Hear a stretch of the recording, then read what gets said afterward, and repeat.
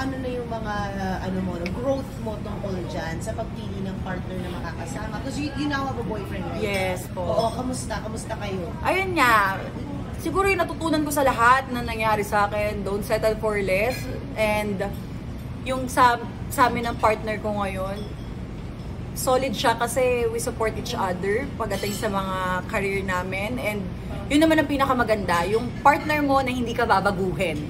Hindi ka uubligahin, hindi gawin yung mga ayaw nila, kundi susuportahan ka pa, magiging mas malawak, magiging mas mapagmahal, and ayun. Pero Zainab, okay, nakahanap ka ng kalmang relasyon, pero LDR naman. Opo, mahirap siya. Actually, nakakaiyak. Birthday ko, wala akong bebe, oh.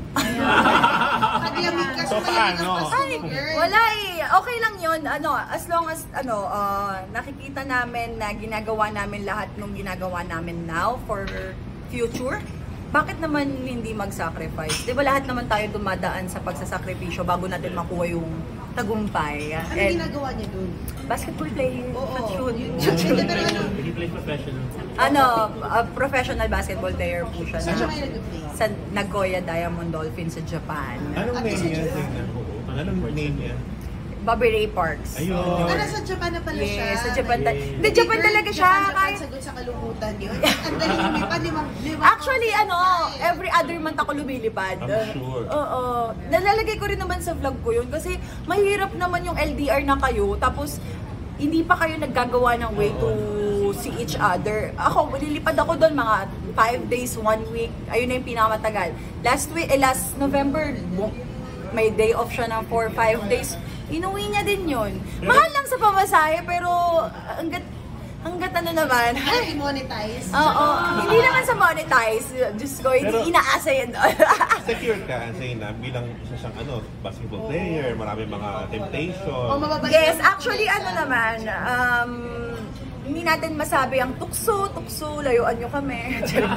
Ano lang, siguro pag nagmamahal ka, kailangan mo magtiwala. Wow! Pero pag sobrang tiwala. Ay, oo, pero ayun din, wag na. Siguro yung mga tiwala ko, may percent na ako. Alam niya yun, sabi nga niya may wall eh. Tsaka kasi bago naging kami, talagang malala yung wall ko. Trust issues kumbaga. Kasi sa dami na pinagdaanan ko eh. Oo, napaka-public doon, Oo. diba? And ngayon naman na parang tumatagal kami, mas nakikita ko na actually mag-1 year kaming nag-start dating ng February. Pero yung naging kami, June na. June na. So Wow! medyo, So diba? nagpakadalagang Pilipina ka na sila. Sis! Kasi natuto na ako. Dati kasi, jowa na kita agad. Kung saan ako, ano ba yun? Wala eh. Kailangan mo matuto. Kailangan mo talaga matuto. Siya rin, secure din siya sa'yo na... Sinasabi niya naman na... Paano yun? I'm sure lapitin ka. Hindi naman. Hindi totoo yung kapag maganda ka, tapos marami kang follower, dami nag-chat sa'yo, hindi totoo yun. Ilang taon ako single, halos 2. Halos 2 taon din ako single. Baka Bago choosing ka, girl. wala namang nag-slide sa DM. Joke lang. Meron siguro, pero hindi ko kasi alam ko yung parang, yung sa amin kasi hindi naman... Oo, actually, isa sa mga nag-slide pala sa DM. Nag-slide Last pala. year. Pero, mo kasi, kaya mo sinin. hindi ko nga nasin, Mare. Sayang. Di ba? Hindi ko siya nasin agad. Wala. Nag-ano lang siya. Nagre-reply lang siya sa story ko. Gano'n. Hindi ko nakita. Nakita ko na yon nung pakilala na kami sa isa't isa. Nung Ay, oo, binibigyan pala. Hindi, In kasi person na. nagtanong siya ng Kevin ito, IG daw. O sige, IG. Pagting ko, may message naman siya. Ang message pala. Di ba? Hindi lang talaga ako pala pansin pagdating sa kasi hindi mo naman alam kung anong makukuha mo sa Iba yung sa personal and yung pakilala ng common friends na mabait yan, ganun. Medyo kahit pa paano meron ka pang mapangkakapitan. Pero gentle giant ba siya? Gentleman. Wala akong Talagang masabi. inaano ka pa rin Giant. niya. Pinukurso ka niya talaga. Hanggang ngayon, piling ko nililigawan ako. Lagi ka naman.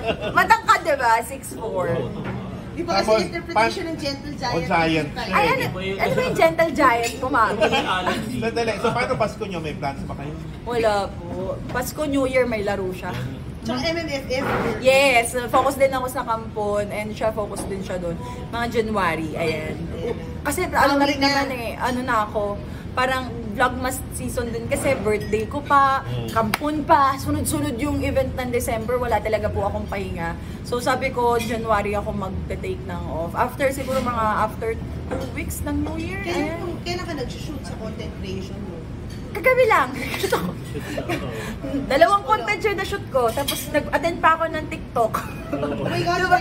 Oo, tapos nag-birthday pa ako. Tapos nag-press call pa ako. Ano pang next? Let's go! Hindi. Ngayon, mamaya, alis na din ako. Diba?